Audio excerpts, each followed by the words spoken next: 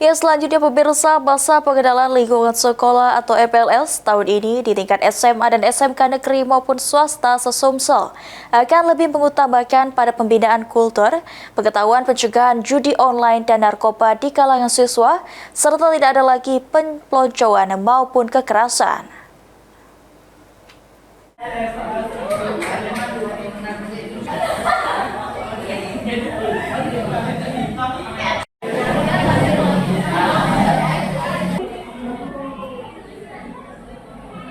Tahun ajaran baru 2025-2026 akan dimulai Senin mendatang.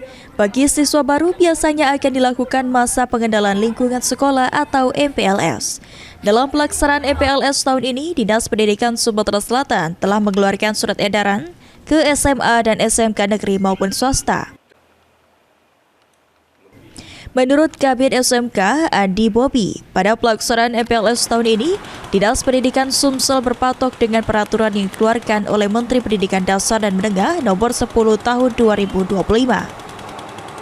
Dalam peraturan tersebut diatur untuk pelaksanaan MPLS diantaranya pembinaan kultur, lalu pencegahan judi online dan online scamming, serta menciptakan lingkungan belajar yang aman, di mana selama MPLS tidak ada lagi perpeloncoan dan kekerasan.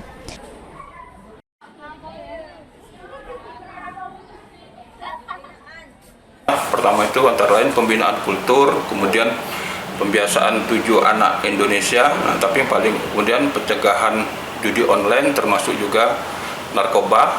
Tapi yang paling penting itu mungkin kita sekarang untuk menghilangkan ciptakan lingkungan belajar yang aman dan nyaman. Artinya tidak ada perpeloncoan lagi, tidak ada kekerasan, tidak ada senior junior. Diharapkan aturan yang telah dikeluarkan Dinas Pendidikan Sumsel ditaati SMA maupun SMK negeri swasta di Sumsel dalam pelaksanaan MPLS. Tim Liputan PAL TV.